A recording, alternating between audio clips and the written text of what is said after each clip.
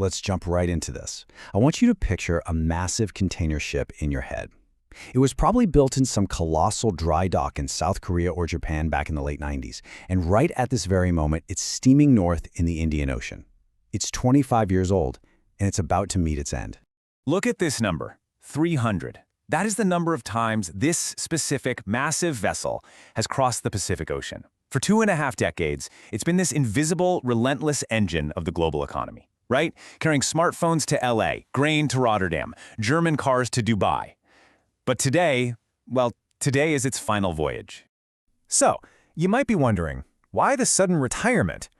Well, at 25 years old, this ship goes from being a hugely profitable asset to a ticking financial time bomb.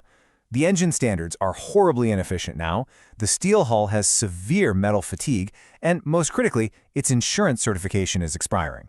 To keep it legally on the water, the owners would have to shell out millions for a special survey maintenance check, money they are literally never going to earn back. Because of that math, the captain has punched in a brand new destination, a 15-kilometer stretch of mud on the west coast of India known as Alang.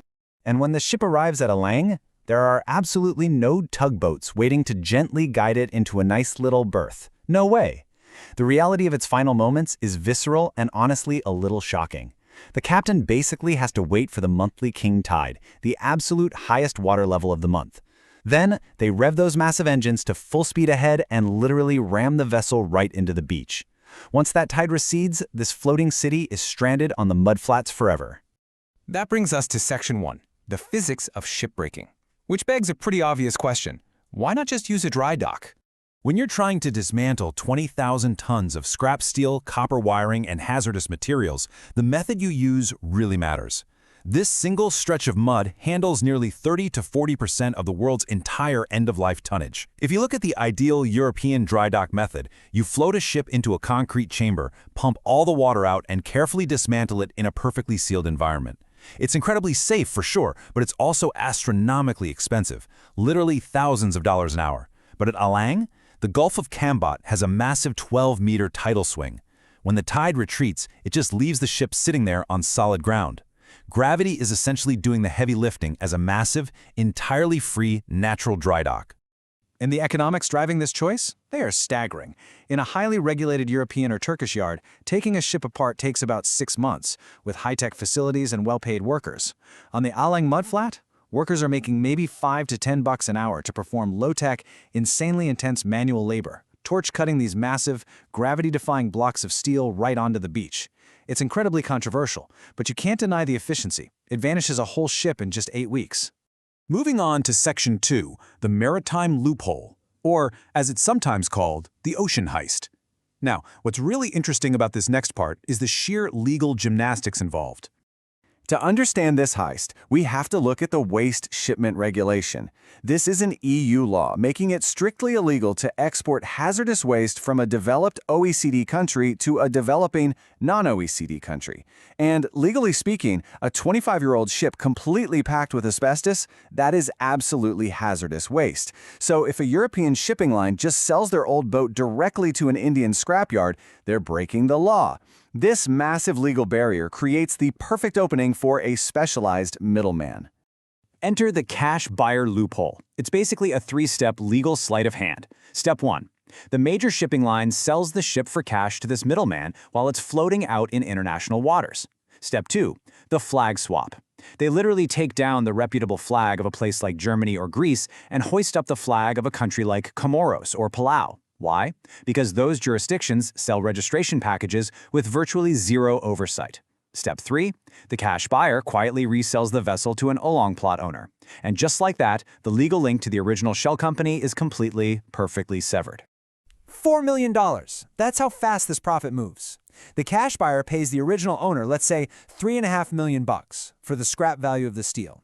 They then turn around and instantly flip it to the Indian scrapyard for $4 million. The original ship owner washes their hands of all liability, the cash buyer pockets a massive $500,000 profit for doing some paperwork, and the scrapyard gets exactly what they wanted in the first place, the steel. Which perfectly tees up Section 3, the steel economy. Because truly, one man's waste is another's infrastructure. At the end of the day, the real treasure driving this entire sprawling system isn't the ship itself. It's the high-grade, pre-smelted ship steel. Now, looking at India's overall domestic steel demand, scrapped ship steel seems like a tiny drop in the bucket, making up just 1 to 2% of the pie. You might be thinking, 2%? That's nothing.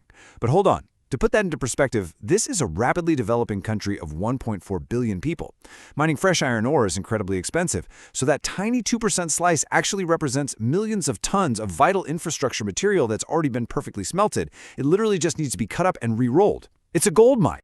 All right, Section 4, the environmental dilemma, the impossible choice.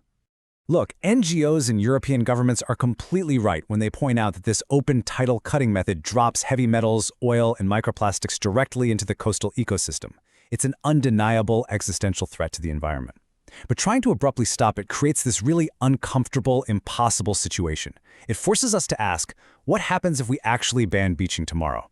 It's a question we really have to wrestle with to understand the reality of our global shipping infrastructure. Just look at this massive disparity.